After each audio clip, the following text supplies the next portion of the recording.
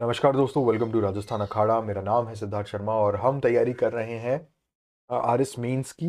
जो टॉपिक चल रहा है, जो सब्जेक्ट चल रहा है 20 मार्क्स का, वो है मैनेजमेंट। अभी तक टोटल 17 लेक्चर हो चुके हैं। अगर आपने वो लेक्चर्स पहले नहीं देखे हैं तो सबसे पहले आप 17 लेक्चर्स अब तक के कंप्लीट कीजिए। और आज जो लेक्चर है वो है लेक्चर नंबर 18।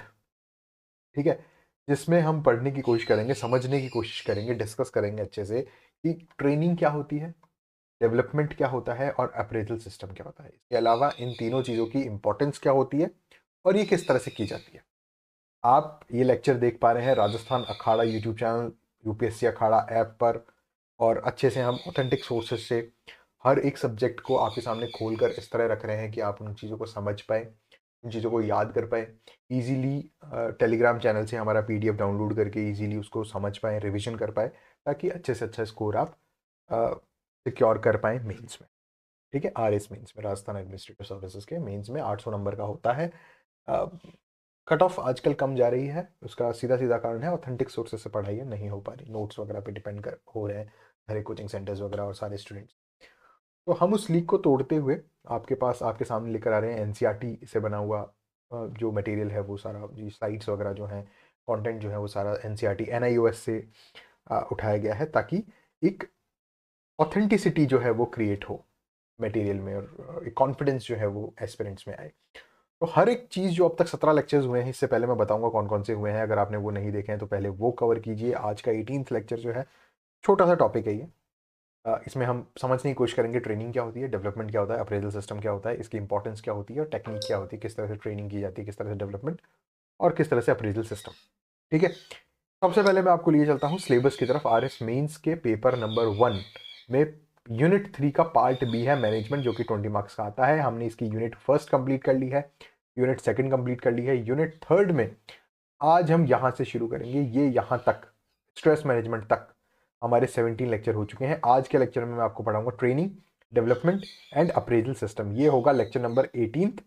लेक्चर नंबर 19 में मैं पूरा कंप्लीट कराऊंगा एंटरप्रेन्योरशिप, ये जिसमें incubation, startups, unicorn, venture capital, angel investors, ये सब आएंगे। और लेक्चर नंबर 20 में हम ये लास्ट यूनिट देखेंगे। ठीक है, तो इसी के साथ 20 लेक्चर्स में आपका बिल्कुल परफेक्ट तरीके से मैनेजमेंट कंप्लीट हो जाएगा, ऑथेंटिक सोर्सेज से। प्रीवियस ईयर क्वेश्चंस भी इसमें मैंने ले लिए। जितना अच्छे से अच्छा कंटेंट हम आपको प्रोवाइड करा सकते हैं, उतना हमने रिसर्च एंड डेवलपमेंट रिसर्च करके और ये सारा कंटेंट तैयार किया है। तो बेहतरीन कंटेंट है। आप पीडीएफ, आप लेक्चर देखेंगे, आप समझेंगे कि किस तरह से चीज़ें वर्क कर रही हैं। रिवीजन के लिए आप पीडीएफ डाउनलोड कर सकते हैं, राइटिंग प्रैक्टिस के लिए आप टेस्ट सीरीज ज्वाइन कर सकते हैं। सब कुछ आपको मिलेगा यूपीएससी अखाड़ा ऐप पर। ठीक है, तो शुरू करते हैं। सबसे पहले ट्रेनिंग क्या होती है और training, development and appraisal system किस तरह से काम करता है उसके बारे में समझने की कोशिश करते हैं। ठीक है, क्या होता है कि कोई भी एक ऑर्गेनाइजेशन है, उस ऑर्गेनाइजेशन में बहुत सारे एम्प्लॉयज काम करते हैं। ठीक है, वो ऑर्गेनाइजेशन क्या करता है, हमेशा इस प्रयास में रहता है, प्रयासरत रहता है कि उसके जो मेंबर्स हैं, जो जितने भी एम्प्लॉयज हैं, वो सारे अपने बेस्ट ऑफ एफिशिएंसी में काम करें, उसके पास बेस्ट स्किल्स हो, बेस्ट प्रोडक्टिविटी, एफिशिएंसी वगैरह सब बढ़िया हो। ठीक है, ये एक मोटो रहता है किसी भी ऑर्गेनाइजेशन का, क्योंकि जितना अच्छे से एम्प्लॉयज काम करेंगे उतनी ज़्यादा प्रोडक्टिविटी वहां पर देखने को मिलेगी। ठीक है, अब बात करते हैं कि वो किस तरह से होता है। ठीक है, organization continuously strive to improve employee performance and achieve strategic goals. जो भी स्ट्रेटजीज हैं ऑर्गेनाइजेशन की, जो भी गोल्स हैं, उनको अचीव करने के लिए और एम्प्लॉय की परफॉर्मेंस को बढ़ाने के लिए ऑर्गेनाइजेशन कंटिन्यूसली काम करते रहते हैं। और वो जो 3 फंक्शंस हैं वो कौन कौन से हैं? पहला है ट्रेनिंग, ठीक है, दूसरा है डेवलपमेंट और तीसरा है अप्रेजल सिस्टम। ये तीनों ही चीजें, training, development and appraisal system, ये तीनों ही चीजें एक वाइटल रोल प्ले करती है enhancing work force capabilities, motivation and alignment with organizational objectives. ठीक है, जैसे आपने कभी देखा हीरा या कोई भी जेम स्टोन जो होता है, वो देखा है कभी? वो एक पत्थर की तरह होता है। ठीक है, इस तरह एक इरेगुलर शेप्ड स्टोन होता है। कोई भी हो, चाहे वो हीरा हो, पन्ना हो, नीलम हो, ठीक है, रूबी हो, उस पत्थर को चमकाया जाता है, पॉलिश की जाती है, उसको कट्स दिए जाते हैं। ठीक है, ताकि वो अपने बेस्ट रिफ्रैक्टिव इंडेक्स वगैरह और बेस्ट चीज़ में, बेस्ट शेप में आ सके और चमक सके। ठीक है, पॉलिश वगैरह की जाती है और इस तरह से प्रिंसेस कट या ग्रीक कट, बहुत ही अलग अलग कट्स होते हैं, उन कट्स के द्वारा वो उसमें चमक आती है, रिफ्लेक्टिव इंडेक्स जो है वो ज़्यादा होता है उसका। ठीक है, तो ये भी जैम है, ये भी जैम है, लेकिन ये ज़्यादा शाइनी है, ये ज़्यादा, इसकी वैल्यू ज़्यादा है, इसकी परफॉर्मेंस ज़्यादा है। ठीक है, ये कम वैल्यू है। तो जो पूरा ट्रेनिंग, डेवलपमेंट और अप्रेजल सिस्टम का जो पूरा काम है वो इस जैम को, इस इरेगुलर शेप्ड स्टोन को एक पॉलिश्ड शाइनी जेम स्टोन में कन्वर्ट करने का पूरा काम है, जो कि एम्प्लॉयज़ के संदर्भ में हम यहाँ पर समझने की कोशिश करेंगे। और इन तीनों फंक्शन से क्या होता है, कौन कौन से तीनों फंक्शन हैं, ट्रेनिंग, डेवलपमेंट और अप्रेजल सिस्टम, कौन करता है, ये ऑर्गेनाइजेशन करता है अपने एम्प्लॉयज़ की एफिशिएंसी को बढ़ाने के लिए, परफॉर्मेंस को बढ़ाने के लिए और स्ट्रेटेजिक गोल्स जो है उनको अचीव करने के लिए। देन इससे होगा क्या, वर्क फोर्स कैपेबिलिटीज बढ़ेगी, मोटिवेशन बढ़ेगी, और जो ऑर्गेनाइजेशन के ऑब्जेक्टिव्स हैं उनसे जो है इंडिविजुअल ऑब्जेक्टिव जो है वो मैच हो जाएंगे, जिससे कि बहुत ही अच्छी ट्यूनिंग जो है वो एम्प्लॉयज़ में, ऑर्गेनाइजेशन में बैठेगी। ठीक है, तो हमेशा की तरह जैसे लास्ट लेक्चर मैंने 3 पार्ट्स में डिवाइड किया था। ठीक है, लास्ट लेक्चर में मैंने फर्स्ट पार्ट में कॉन्फ्लिक्ट मैनेजमेंट समझाया था, सेकंड पार्ट में टाइम मैनेजमेंट समझाया था, थर्ड पार्ट में स्ट्रेस मैनेजमेंट समझाया था, एक ही लेक्चर में, लेक्चर नंबर 17 में। उसी तरह आज के लेक्चर नंबर 18 में फर्स्ट पार्ट में मैं आपको ट्रेनिंग समझाऊंगा, सेकंड पार्ट में डेवलपमेंट एंड अप्रेजल सिस्टम समझाने की कोशिश करेंगे, इसकी इंपॉर्टेंस क्या है और फिर इसकी स्ट्रेटजीज क्या है, टेक्निक्स वगैरह क्या है।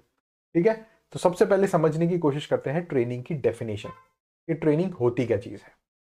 देन सबसे पहले जो रिटन डेफिनेशन है उसको पढ़ने की कोशिश करते हैं। टेक्स्ट जो आप लिखेंगे कि व्हाट इज ट्रेनिंग, अगर क्वेश्चन आता है 2 मार्क्स का, तो आप उसमें क्या लिख करेंगे। ठीक है, training refers to the planned efforts by an organization to facilitate employees acquiring specific skills, knowledge और attitude to perform their current jobs effectively। देखिए ट्रेनिंग क्या होती है, सीधे सीधे आपको ये लिखना है, 2 नंबर आपके पक्के अगर ट्रेनिंग के बारे में क्वेश्चन आता है। Training refers to planned efforts by an organization to facilitate employees acquiring specific skills, knowledge और attitudes to perform their current jobs effectively। ठीक है, मतलब कि ट्रेनिंग जो है वो प्लान्ड एफर्ट्स होते हैं, ना सिर्फ एफर्ट्स होते हैं, प्लान्ड एफर्ट्स होते हैं। किसके द्वारा किए जा रहे एफर्ट्स होते हैं, बाय एन ऑर्गेनाइजेशन। ठीक है, ऑर्गेनाइजेशन के द्वारा, इसके लिए एम्प्लॉयज़ के लिए, ऑर्गेनाइजेशन के द्वारा इसके लिए एम्प्लॉयज़ के लिए किए गए प्लान्ड एफर्ट्स क्या कहलाते हैं, ट्रेनिंग।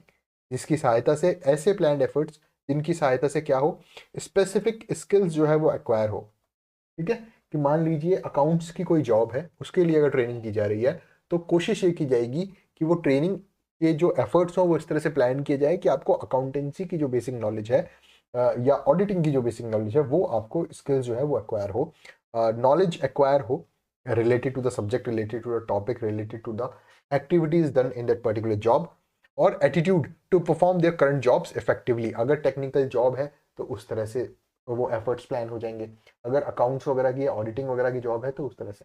ठीक है, तो ट्रेनिंग जो है वो बेसिकली क्या है, एक ऑर्गेनाइजेशन के द्वारा एम्प्लॉयज के लिए किए गए प्लान्ड एफर्ट्स, 3 कीवर्ड्स हो गए, किसके द्वारा, ऑर्गेनाइजेशन के द्वारा, किसके लिए, एम्प्लॉयज के लिए।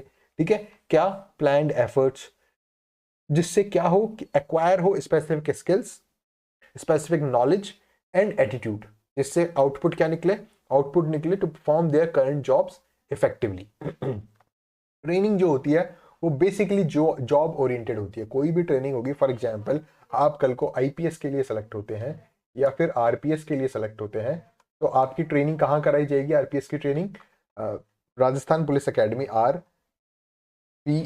आरपीए में आपकी ट्रेनिंग होगी। तो आरपीए में आपको क्या सिखाया जाएगा, आपको सिखाया जाएगा अकाउंट्स, आपको सिखाई जाएगी ऑडिटिंग।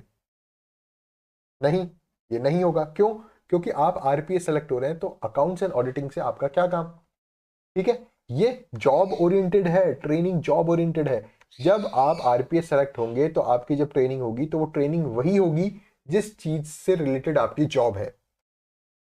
ठीक है, एक कांस्टेबल की अगर ट्रेनिंग हो रही है तो वो अलग तरीके से होगी, एक आरपीएस की ट्रेनिंग अलग तरीके से होगी और एक आईपीएस की ट्रेनिंग अलग तरीके से होगी। तीनों ट्रेनिंग में जो एफर्ट्स होंगे वो ये होंगे कि जिस काम में आरपीएस लगेगा, deputy commissioner of police DCP या डीएसपी, आईपीएस लगेंगे एसपी साहब, तो वो जो होंगे वो उसी तरीके की उसको ट्रेनिंग दी जाएगी, उसी तरह की स्किल्स उसको प्रोवाइड कराई जाएगी, नॉलेज उसी तरह की दी जाएगी और एटीट्यूड उसी तरह का दिया जाएगा।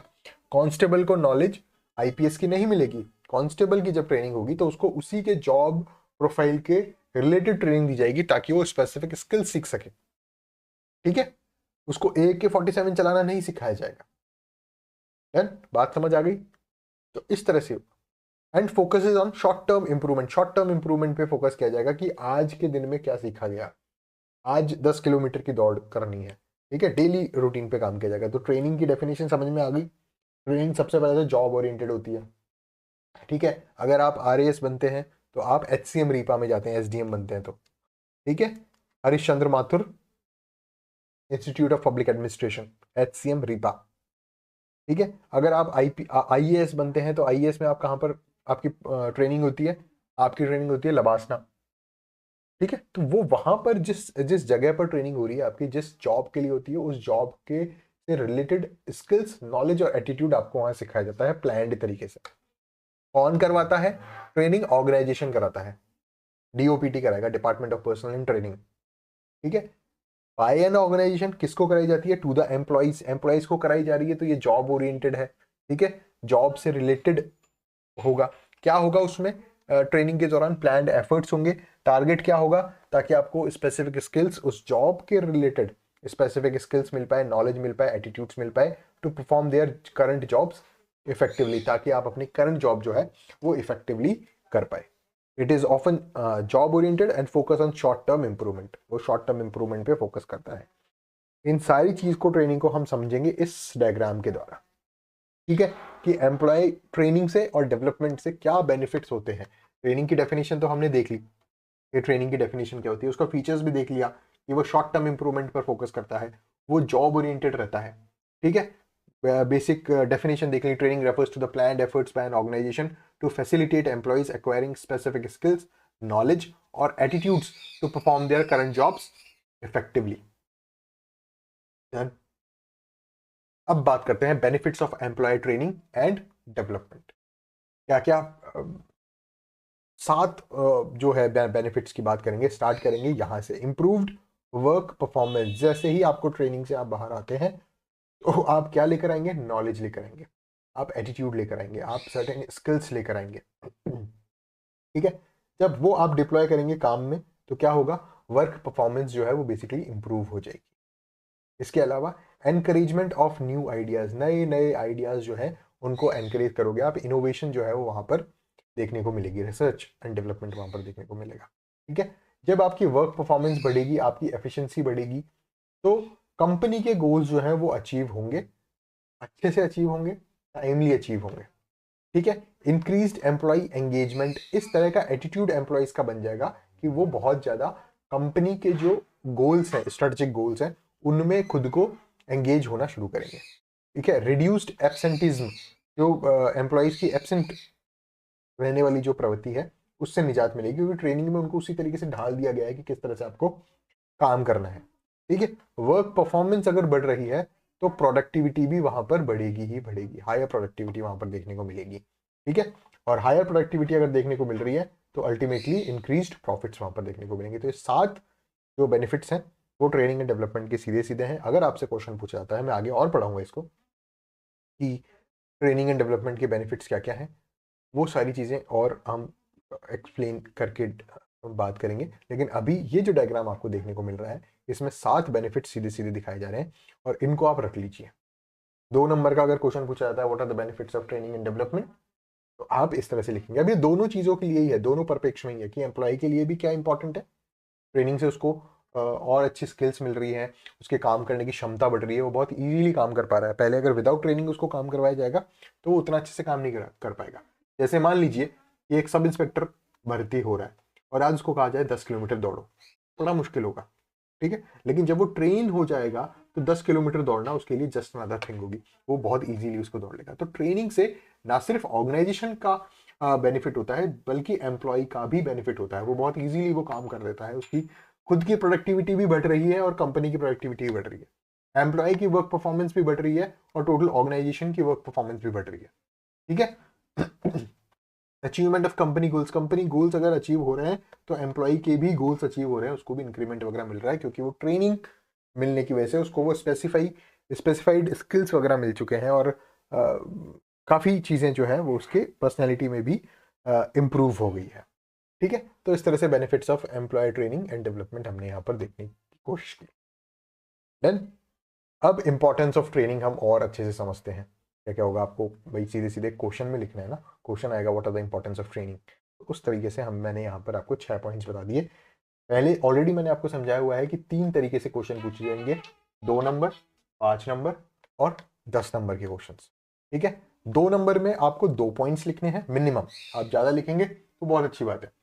5 नंबर में आपको 5 पॉइंट्स लिखने हैं, ठीक है, ज़्यादा मिनिमम 5 पॉइंट्स लिखने हैं, और 10 नंबर में आपको 10 पॉइंट्स लिखने हैं मिनिमम। इस तरह से अगर आप अपना आंसर फ्रेम करते हैं तो आरपीएससी आपको मैक्सिमम मार्क्स देगा।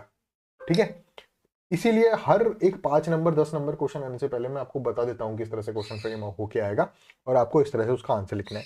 इंपॉर्टेंस ऑफ ट्रेनिंग पे 5 नंबर का क्वेश्चन बन रहा है, 10 नंबर का बन ही नहीं सकता, क्योंकि मैनेजमेंट छोटा सब्जेक्ट है, 20 मार्क्स का सब्जेक्ट है, 10 नंबर का क्वेश्चन उसमें आएगा ही नहीं। 5 नंबर के क्वेश्चन में what is the importance of training में मैंने आपको यहाँ पर 6 पॉइंट्स लिखवा दिए। आपकी इच्छा हो तो 6 पॉइंट्स लिखिए, बहुत अच्छी बात है, नहीं है तो मिनिमम 5 पॉइंट्स तो आपको लिखने ही लिखने। ट्रेनिंग की इंपॉर्टेंस बताने के बाद मैं आपको बताऊंगा कि किस तरह से टाइप्स ऑफ ट्रेनिंग, कौन कौन सी तरह की ट्रेनिंग होती है, और ट्रेनिंग का प्रोसेस क्या क्या होता है, पर्पस क्या होता है, वो सारी चीजें हम यहाँ पर डिस्कस करेंगे। तो सबसे पहले मैं आपको बताता हूं कि ट्रेनिंग की इंपॉर्टेंस क्या होती है, what is the importance of training. Done. 6 points जो एज इट इज आपको लिखने हैं, उसमें आप सबसे पहले स्टार्ट करेंगे कि ट्रेनिंग होने से क्या होता है। सबसे पहली चीज तो एम्प्लॉय की एफिशिएंसी बढ़ती है, एम्प्लॉय की प्रोडक्टिविटी बढ़ती है। जब एम्प्लॉय को पता होगा कि इंडस्ट्री में किस तरह से काम होगा, आईटी सेक्टर में किस तरह से काम होगा, या पुलिस में या आर्मी नेवी एयरफोर्स वगैरह में किस तरह से काम होगा, जो कि उसको पता चलेगा ट्रेनिंग से। ठीक है, उसकी एफिशिएंसी बढ़ेगी काम करने में, उसकी प्रोडक्टिविटी बढ़ेगी। अब इसमें आप एक पॉइंट और ऐड ऑन कर सकते हो। जब भी किसी एम्प्लॉय की एफिशिएंसी बढ़ेगी या एम्प्लॉय की प्रोडक्टिविटी बढ़ेगी, तो उसके साथ साथ ऑर्गेनाइजेशन की भी एफिशिएंसी एंड प्रोडक्टिविटी वहां पर इंक्रीज होगी। ठीक है, improves employee efficiency and productivity. Then second, first point तो ये हो गया। Second point, reduces errors and accidents. जब भी क्या होगा, आपने जो भी प्रॉब्लम्स फेस करनी होगी जॉब में, वो आप ऑलरेडी ट्रेनिंग में फेस कर चुके होंगे। ठीक है, तो इससे क्या होगा कि ऑन द जॉब आपकी एरर्स रिड्यूस हो जाएंगे, और आपके जितने भी एक्सीडेंट्स वगैरह जो होने वाले होंगे वो रिड्यूस हो जाएंगे। आपको पता होगा कि किसी भी प्रॉब्लम से किस तरह आपको टैकल करना है, किस तरह से उसको फेस करना है। देन ये सारी चीज़ें इंपॉर्टेंस शो करती है ट्रेनिंग की। पहली चीज़ क्या हो गई, एम्प्लॉय की एफिशिएंसी बढ़ रही है। सेकंड, एम्प्लॉय की प्रोडक्टिविटी बढ़ रही है। थर्ड, इसमें आप एड ऑन कर सकते हैं कि ऑर्गेनाइजेशन की प्रोडक्टिविटी, ऑर्गेनाइजेशन की एफिशिएंसी बढ़ रही है। सेकंड पॉइंट, एरर्स रिड्यूस हो रहे हैं, क्योंकि अब आपको पता है कि किस कौन कौन से एरर्स होने की प्रोबेबिलिटी ज़्यादा है, जैसा कि आपने ट्रेनिंग में स्किल्स एक्वायर किए। ठीक है, एक्सीडेंट्स होने की प्रोबेबिलिटी कम हो जाती है, क्योंकि आपको ऑलरेडी एक्सपीरियंस होता है उन सब चीज़ों का। ठीक है, helps employees adapt new technologies and processes. वो जो भी ट्रेनिंग में सीख के आते हैं न्यू टेक्नोलॉजीज, जैसे एआई अभी चल रहा है, मशीन लर्निंग वगैरह चल रहा है, क्लाउड कंप्यूटिंग वगैरह, वो सारी चीज़ें जो न्यू टेक्नोलॉजीज है, न्यू प्रोसेसेस हैं, वो सारी चीज़ें अडेप्ट करती हैं ऑन द जॉब। ठीक है, एम्प्लॉय का मोरल और जॉब सेटिस्फेक्शन बढ़ता है, क्योंकि उसको ऑलरेडी पता होता है, वो कोई कोई भी एक्सपीरियंस उसके लिए नया नहीं होता, वो ऑलरेडी सब कुछ फेस कर चुका होता है ट्रेनिंग में। तो इससे क्या होता है, एम्प्लॉय का मोरल बढ़ता है, सेल्फ कॉन्फिडेंस बढ़ता है, उसको पता है कि ट्रेनिंग में वो क्या क्या देख चुका। Then reduces turnover by increasing competence and confidence. Confidence बढ़ता है, के अलावा जो कॉम्पिटेंस है वो इंक्रीज होता है। ठीक है, रिड्यूसेस क्या होता है, टर्नओवर रिड्यूस होता है। तो ये सारी चीज़ें इंपॉर्टेंस ऑफ ट्रेनिंग के अंडर आती है। इसके अलावा क्या होता है कि आपको ट्रेनिंग में ही सारे लीगल प्रोविजंस और सेफ्टी स्टैंडर्ड्स की जानकारी दे दी जाती है। ठीक है, मान लीजिए आप सब इंस्पेक्टर की ट्रेनिंग कर रहे हैं, तो आपको पहले से ही बता दिया जाएगा कि धारा 420 किस चीज़ की है, अलग अलग sections of the criminal acts वगैरह जो है, वो सारी चीज़ें आपको पहले पहले ही पढ़ाई दी जाएगी। जब आप एफआईआर रजिस्टर करेंगे या कुछ भी करेंगे स्टेशन में, या स्टेशन को किस तरह से आपको टैकल करना है, वो सारी चीज़ें आपको और अंडर ट्रेनिंग ही बता दी जाती है। तो वो जो चीज़ें आपको बताई जाती हैं, उनको, वो जो उनकी जो कंप्लाइंस है वो इंश्योर कब होती है, ऑन द जॉब। वो लीगल और सेफ्टी स्टैंडर्ड जो है वो कंप्लाइंस, क्योंकि आपने सब कुछ पढ़ा हुआ है ऑलरेडी, अंडर ट्रेनिंग आपको सब कुछ समझाया गया है। तो ये 6 पॉइंट्स जो हैं, ये बहुत इंपॉर्टेंट रोल प्ले करते हैं, ट्रेनिंग को बहुत ज़्यादा इंपॉर्टेंस प्रोवाइड करा देते हैं। अगर आपके पास क्वेश्चन आता है 5 नंबर का कि write down the importance of training, ठीक है, तो आप ये 6 पॉइंट्स वहाँ पर लिखेंगे। 50 वर्ड्स में आपको कंक्लूड करना है। तो सबसे पहले आप लिखेंगे training improves employee efficiency, employee productivity, organizations efficiency and organizations productivity.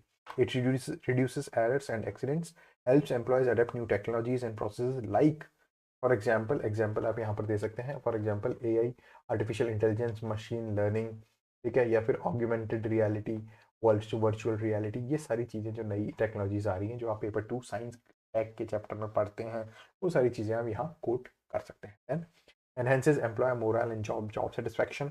Confidence जो है वो बिल्डअप होता है एम्प्लॉय में, क्योंकि उसको पता है कि हर चीज़ जो वो जॉब में करने जा रहा है वो ऑलरेडी उसने अंडर ट्रेनिंग सीखी हुई है। ठीक है, reduces turnover by increasing competence and confidence, ensure compliance with legal and safety standards. उसको ऑलरेडी सारी चीज़ें पता होती है। डन हो गई बात। अब बात करेंगे टाइप्स ऑफ ट्रेनिंग की, कितनी टाइप्स की ट्रेनिंग होती है। ठीक है, जैसे अभी बात करते हैं आरपीएस की ट्रेनिंग। तो आरपीएस की ट्रेनिंग जो होती है that is of the job training. एक होती है इंटर्नशिप, ठीक है, इंटर्नशिप या अप्रेंटिसशिप, ठीक है, अप्रेंटिस लग जाते हैं आप किसी भी कंपनी में, तो वो होती है ऑन द जॉब ट्रेनिंग। ठीक है, इसके अलावा technical training, soft skill training और इंडक्शन ट्रेनिंग वगैरह, ये 5 तरह की ट्रेनिंग होती है। तो आपसे क्वेश्चन पूछा जा सकता है, write down different types of training. ठीक है, तो सबसे पहले बात करते हैं ऑन द जॉब ट्रेनिंग की। जैसे इलेक्ट्रिसिटी डिपार्टमेंट है हमारा, ठीक है, इलेक्ट्रिसिटी डिपार्टमेंट में क्या होता है, हम अप्रेंटिस लगाते हैं 1 साल के लिए, जो डिप्लोमा होल्डर्स हैं, जो ग्रेजुएट होल्डर्स हैं, उनको ट्रेनिंग दी जाती है। तो ये ऑन द जॉब ट्रेनिंग हो गई कि आप किसी ट्रेनिंग एनवायरनमेंट में नहीं, रियल लाइफ एनवायरनमेंट में जाके आप काम कर रहे हैं। मतलब काम आपका शुरू हो रहा है, मान लीजिए आपकी 1 जनवरी को आपकी ज्वाइनिंग हुई, ठीक है, और 1 जुलाई से आपकी जॉब शुरू होगी। आप हो वहीं पर, उसी डिपार्टमेंट में काम कर रहे हो, उसी पोजीशन में काम कर रहे हो, लेकिन स्टार्टिंग के 6 मंथ्स आपने एज अ इंटर्न काम किया या एज एन अप्रेंटिस काम किया। तो यहाँ पर आप इस चीज को कहेंगे on the job training. Job के अंदर रहते हुए विदाउट पेमेंट और हाफ पेमेंट के साथ आपको काम करना है, लेकिन वो काम आपका सुपरविजन के अंडर में होगा, कि वो ट्रेनिंग ही चल रही होगी आपकी। और 6 महीने की वो ट्रेनिंग कंप्लीट होने के बाद आप सीधे यहाँ से स्विच कर लेंगे, मतलब आपकी जॉब वहीं पर शुरू हो जाएगी। तो जो भी प्रॉब्लम्स यहाँ आने वाली है, जो भी चीज़ें यहाँ आप देखोगे, वो आप ऑलरेडी यहाँ पर फेस कर चुके होंगे। देन तो ये चीज़ होती है on the job training. Learning while performing the job often under supervision, कि आप जॉब करते करते सीख रहे हैं कि ये जॉब कैसे करनी है, लेकिन आपके ऊपर कोई सुपरवाइजर वहां पर काम करेगा। ये ऑन द जॉब ट्रेनिंग रहती है। जैसे एसडीएम में भी आप जब आरएस बनेंगे, एसडीएम बनेंगे, तो ऑन द जॉब ट्रेनिंग भी आपको दी जाएगी। ठीक है, आप तहसीलदार बनते हैं तो कुछ टाइम के लिए नायब तहसीलदार आपको लगाया जाता है, फील्ड पोस्टिंग आपकी दी जाती है। ठीक है, प्राइवेट कंपनीज में ये चीज़ें ज़्यादा होती है, इंटर्न का कल्चर और अप्रेंटिस वाला कल्चर प्राइवेट कंपनीज में ज़्यादा है। फिर होती है of the job training. Of the job training होती है जैसे आरपीएस है। ठीक है, आरपीएस में आपको ऐसा नहीं होगा कि आपने एग्जाम क्लियर किया और सीधे आपको डीसीपी बना दिया, ठीक है, डिप्टी कमिश्नर ऑफ पुलिस या डीएसपी बना दिया, सेम थिंग नहीं। उससे पहले आपको आरपीए जाना होगा, Rajasthan police academy. Rajasthan police academy जाना होगा और वहां जाके आपकी ट्रेनिंग होगी। तो ये ऑफ द जॉब ट्रेनिंग है। एक पर्टिकुलर आर्टिफिशियल एनवायरनमेंट में आपको ट्रेनिंग दी जाएगी, उसके बाद आपको डिप्लॉय किया जाएगा फील्ड में। तो इसे क्या कहते हैं, of the job training. Formal training conducted outside the work environment. RPA कोई वर्क एनवायरनमेंट नहीं है, वो आउटसाइड द वर्क एनवायरनमेंट है, such as workshop, seminar and courses. तो ये एक ट्रेनिंग कोर्स हुआ, ठीक है, जो आपको राजस्थान पुलिस अकेडमी में देखने को मिलेगा, शास्त्री नगर जयपुर में जो है। देन उसके बाद टेक्निकल ट्रेनिंग की बात की जाए, तो कुछ टेक्निकल स्किल्स होती है इंजीनियर्स वगैरह की, डिप्लोमा होल्डर्स की, वो यहाँ पर जो जॉब से रिलेटेड है, वो यहाँ पर टेक्निकल ट्रेनिंग दी जाती है। इसके अलावा एक चीज़ और मैं आपको बताना चाहूँगा कि मान लीजिए कोई नॉन टेक्निकल एम्प्लॉय है, मान लीजिए कोई क्लर्क है, ठीक है, या कोई अकाउंट्स ऑफिसर मान लीजिए, जो बहुत प्रमोट होकर अकाउंट्स ऑफिसर बना है। पहले जूनियर अकाउंटेंट था, फिर असिस्टेंट अकाउंट्स ऑफिसर सेकंड, फिर assistant accounts officer first, and then accounts officer. उसको कंप्यूटर नॉलेज नहीं है, उसको टेक्निकल नॉलेज नहीं है, तो वहाँ पर क्या होगा, उसको नॉलेज अकाउंट्स की अच्छी है, ऑडिटिंग की अच्छी है, लेकिन उसको टेक्निकल ट्रेनिंग दी जाएगी अंडर दिस हेड, कि आपको सिर्फ कंप्यूटर कैसे चलाया जाता है, आपको कंप्यूटर पे बिल्स कैसे पास करने हैं, वो सारी जो स्पेसिफिक टेक्निकल स्किल्स है रिलेटेड टू द जॉब, उस पर फोकस किया जाता है अंडर टेक्निकल ट्रेनिंग। बाकी सारी चीज़ें उसको पता है, लेकिन उसको टेक्निकल ट्रेनिंग दी जाएगी। ठीक है, अब एक व्यक्ति है जो टेक्निकली बहुत साउंड है, बहुत अच्छा है, लेकिन उसकी सॉफ्ट स्किल्स नहीं है, तो सॉफ्ट स्किल ट्रेनिंग होती है कि आपको डेवलप्स इंटरपर्सनल स्किल्स या कम्युनिकेशन या लीडरशिप। ठीक है, जैसे होता ये है कि लवास नाम में कई ऑफिसर्स वगैरह आते हैं, कई आईएएस वगैरह हैं, तो उनको सॉफ्ट स्किल्स की ट्रेनिंग भी दी जाती है।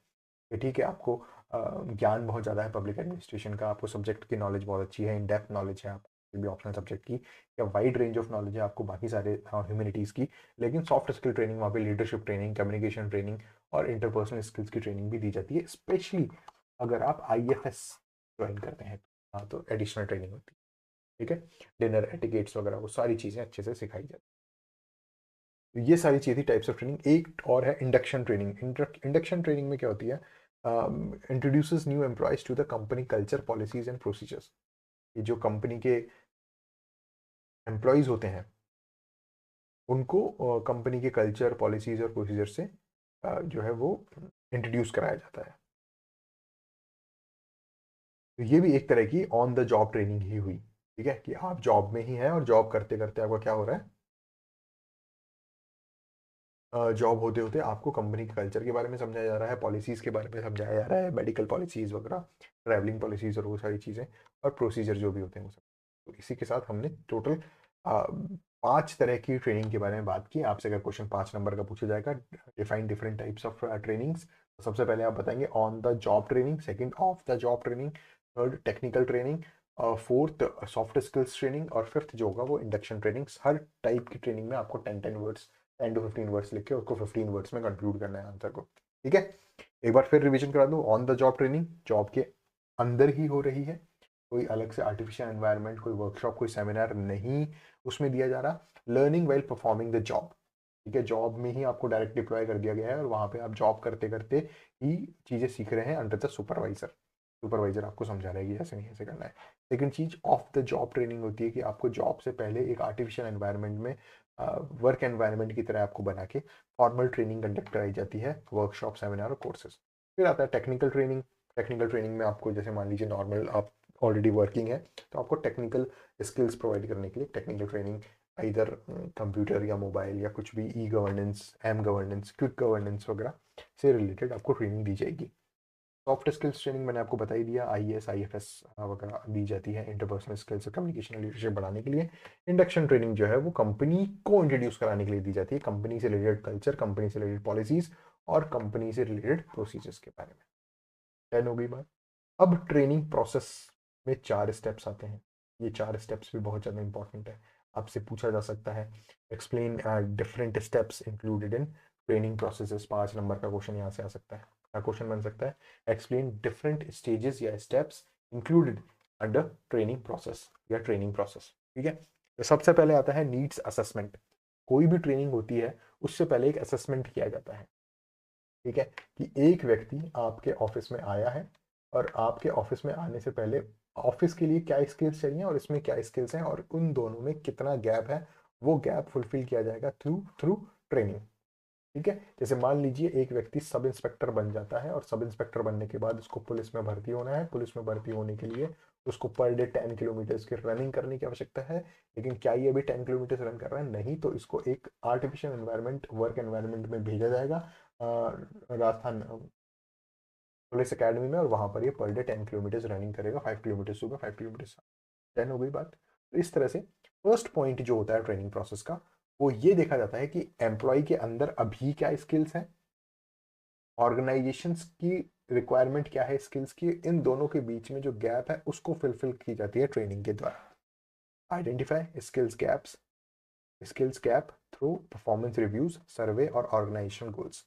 3 चीजें हमें देखनी पड़ती है एम्प्लॉय के अंदर। पहली चीज कि एम्प्लॉय की जो परफॉर्मेंस है उसका रिव्यू देखा जाता है। एक सर्वे किया जाता है कि जनरली एम्प्लॉयज में कौन कौन से स्किल्स है और कौन कौन से स्किल्स लैक कर रहे हैं, और ये देखा जाता है कि ऑर्गेनाइजेशन का गोल क्या है। इन तीनों चीजों को मैच किया जाता है, इन तीनों चीजों में जो गैप है वो फुलफिल किया। डन, बात समझ आ गई। सबसे पहली चीज ट्रेनिंग प्रोसेस में क्या होगा कि आप ये देखोगे कि एक पर्टिकुलर व्यक्ति जो एम्प्लॉई है, जो गवर्नमेंट किसी भी ऑर्गेनाइजेशन में आ रहा है, उसमें क्या स्किल सेट है, कोई भी ऑर्गेनाइजेशन है उसके अंदर क्या रिक्वायरमेंट है स्किल्स की, क्या चाहिए, क्या ऑर्गेनाइजेशन गोल्स क्या है उसके, और उन दोनों के बीच में जो गैप है उसको फुलफिल करने के लिए एक असेसमेंट किया जाता है, और वो फुलफिलमेंट किससे होता है, ट्रेनिंग से, ठीक है। जब ये गैप हमें पता चल जाता है स्किल गैप क्या है, उसमें फिर डिजाइन किया जाता है कि ट्रेनिंग किस तरह से होगी, ट्रेनिंग का ऑब्जेक्टिव क्या है। जैसे SI की ट्रेनिंग का ऑब्जेक्टिव क्या है, RPS की ट्रेनिंग का ऑब्जेक्टिव क्या है। फर्स्ट ऑब्जेक्टिव है कि आपको फिट बनाना है। सेकंड ऑब्जेक्टिव आपका स्टेमिना इंप्रूव करना है। थर्ड ऑब्जेक्टिव आपको जितने भी पुलिस एक्ट वगैरह जो भी सेक्शंस हैं उन सेक्शन से रिलेटेड आपको उस उन सेक्शन से रिलेटेड आपको जो है वो पूरा पता होना चाहिए कि क्या क्या चीज़ें हैं क्या क्या नहीं है। डन। तो इस तरह से सारी चीज़ें यहाँ पर देखने को मिलती हैं।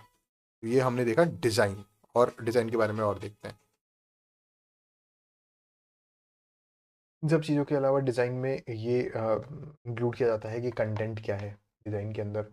हम देखेंगे कि जो भी ट्रेनिंग हो रही है उसके बेसिक ऑब्जेक्टिव्स जो हैं वो होने चाहिए थ्रू दिस कंटेंट। कंटेंट हम कौन कौन से एक्ट्स यहाँ पर लागू करेंगे, ठीक है, किस तरह से फिट बनाएंगे, किस तरह से स्टेमिना इंप्रूव करेंगे, कितनी रनिंग होगी, कितनी ऑब्स्टिकल रेस कितनी होगी, और वो सारी चीज़ें, मेथड्स क्या क्या होंगे, मटेरियल्स कौन कौन से ज़रूरी हैं, ठीक है, ये सेमिनार रूम कितने होंगे, और इसके अलावा जो स्पोर्ट्स इक्विपमेंट्स हैं वो कितने होंगे। तो ये सारी चीज़ें किसके अंतर्गत आती हैं, डिज़ाइन के अंतर्गत आती है। सबसे पहले हम नीड मेजर करेंगे कि क्या नीड है ट्रेनिंग की, क्या स्किल सेट होना चाहिए पर्टिकुलर एम्प्लॉय का। सेकंड, फिर उसको डिज़ाइन करेंगे और फिर उसकी डिटेल्स में हम जाएंगे कि हमने ट्रेनिंग ऑब्जेक्टिव्स देख लिए, कंटेंट देख लिया, मेथड्स देख लिया, मटेरियल देख लिया। अब हम बात करेंगे उसकी इम्प्लीमेंटेशन की। Deliver training using appropriate methods, कि जो भी चीज़ हमने ऑब्जेक्टिव देखा है, कंटेंट देखा है, मेथड्स एंड मटेरियल्स हमने बनाया है उसको पर्टिकुलर लेक्चर्स में, ठीक है, ई लर्निंग के थ्रू या सिमुलेशन के थ्रू हम बात करेंगे। तीनों चीज़ें मैं बताता हूँ। जैसे मान लीजिए लेक्चर कैसे आएगा कि कोई भी एक्ट है क्रिमिनल कोड का, वो सारी चीज़ें हम पर्टिकुलर लेक्चर के थ्रू बताएंगे। जैसे अभी EORO की ट्रेनिंग हो रही है नगर निगम में, एग्जीक्यूटिव ऑफिसर और रेवेन्यू ऑफिसर की MNIT में ट्रेनिंग हो रही है वो, ठीक है। तो वहाँ पर जितनी भी नगर पालिका के नियम वगैरह हैं, जितने भी नगर पालिका एक्ट है, उनको इन डेप्थ पढ़ाया जा रहा है, ठीक है। जो भी कमिश्नर्स वगैरह हैं नगर निगम के, एक्सपीरियंस लोग हैं, वो सारे लोग क्या कर रहे हैं, लेक्चर्स वहाँ पर प्रोवाइड करवा रहे हैं। देन और ई लर्निंग का जो है, हम जो बुक्स वगैरह हैं, ऑनलाइन मटेरियल वगैरह है, वो सब प्रोवाइड किया जा रहा है। इसके अलावा सिमुलेशन। सिमुलेशन क्या होता है, मान लीजिए आप इंडियन एयरफोर्स में सेलेक्ट हुए, ठीक है, एज अ फाइटर पायलट। अब आपको ऐसा तो होगा नहीं डायरेक्ट आपको प्लेन पकड़ा दिया जाएगा, लो बेटा उड़ाओ, नहीं होगा ना। आपको ट्रेनिंग में जाना पड़ेगा जहाँ आपको एविएशन ट्रेनिंग होगी। एविएशन ट्रेनिंग में भी आपको ऐसा नहीं किया जाएगा कि डायरेक्ट ही प्लेन पकड़ा दिया जाएगा कि आ जाओ अब इसको उड़ाना सिखाते हैं, कोई बात नहीं, क्रैश हो गया तो कोई बात नहीं, नहीं होगा ऐसा भी। आपको एक सिमुलेटर दिया जाएगा। सिमुलेटर क्या होगा, एक रूम सा होगा जो ऐसा आपको प्रतीत होगा कि ये एक कॉकपिट की तरह बना हुआ है, ठीक है। उसमें जॉयस्टिक होगी, उसमें स्क्रीन होगा, सारे सारे कंट्रोल्स वगैरह होंगे, सारे इक्विपमेंट्स वगैरह, इंस्ट्रूमेंट्स वगैरह, वो सारी चीज़ें होंगी, और वो एक तरीके से कॉकपिट की ही तरह काम करेगा, बस वो फ्लाई नहीं करेगा।